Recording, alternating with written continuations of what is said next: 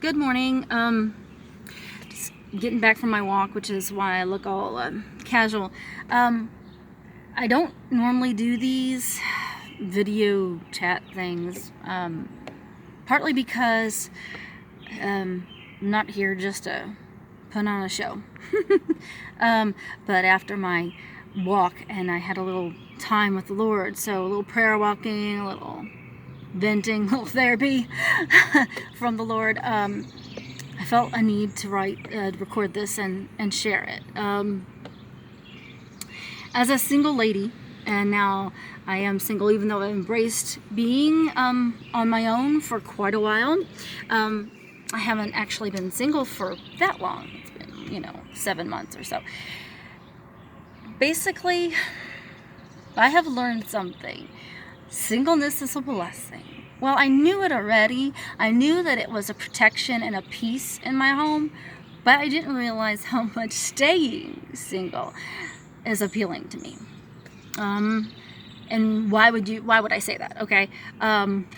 Well, I have discovered, even though I do have a place in my heart that says, I'd like to be a wife again. It's not my identity that I have to have. I can be a helpmeet to God and be happily content. Okay.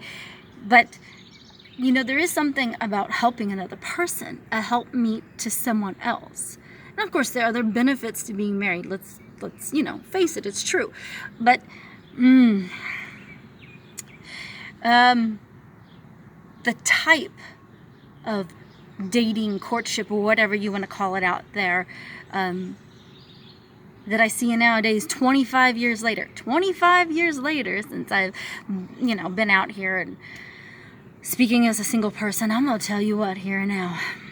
As bad as it was when I was 19 years old, I think the world has made more of a problem for us than ever today. And that is the problem right there, is that there's worldly game being run in the church. And because we have people that are so desperate to get back out there and not be alone because they feel like somehow being one person is not whole, when in fact it is whole.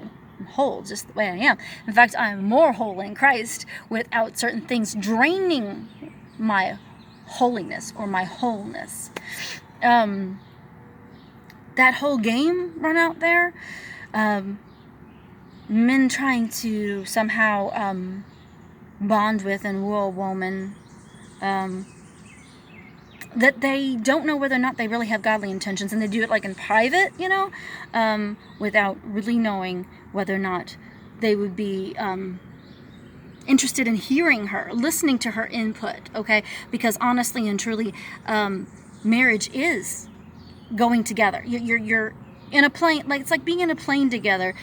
The man's the pilot, the woman's the co-pilot. Now, if anybody is aware of like piloting or, military or whatever, they know that the co-pilot does have a function, not just to sit there along for the ride, not just a sidekick, okay? Usually, they're monitoring, the co-pilot's monitoring navigation, checking how much fuel's left. They have input. And if the pilot is off course, and they're going to crash and burn, guess who's also going to crash and burn? The co-pilot. Okay? So, here's the deal. Women are not just sidekicks. They're not just playthings. They might be led of the Spirit in a moment when your carnal man's behind the wheel. And they're like, wait a minute. You're not aligned with the Word. And if you keep going off course because you think, well, I'm the man, you shouldn't question. Guess what? The whole plane could go down, and she is along for the ride, and you can drag her through the mud, and you can crash and burn her life because you can't hear the co-pilot say, look, we're off course. You want to go to Boston? We're out over the Atlantic Ocean. If you keep going this way, first you could say, she might be really kind about it. Were you meaning to be on this course? Do you want to make a course correction? No, I know what I'm doing. At that point, she kind of just lets it slide because, but at some point, you're going to hit the point of no return, okay? And you guys, anybody that has any kind of science or that pilot mentality, you hit the point of no return, you go on the trajectory you're going on, you won't have enough gas to get back to a safe point, a safe landing place. And at that point, she has to be very, very firm. We are going to crash if you keep going this direction. And a man that just right over his head is not absorbing it will take this woman down with him. But God might say to her, he's not turning around, and he doesn't have a desire to be holy and for this plane to make it to the destination that's heaven. He wants what he wants. So it's time to pull the ejection ripcord. Do it now. Pull the ejection cord. Get out, because I'm going to save you, and I'm going to let this man go down. Do you understand? That's what happened to me. So whether God ever makes me a wife or not, I can tell you one thing here now. I'm not going to do it because somebody decided that they know best and they could just kind of, tell me a half-truth or save me from myself by telling me what their version of the truth is. It just doesn't work that way. That doesn't represent godly to me. And I know how it is to feel like I'm going to crash if God doesn't get me out. And I can't go down that path again, man. Don't play with multiple women at the same time. Don't lie to them even if you think you're saving their feelings or you're protecting yourself.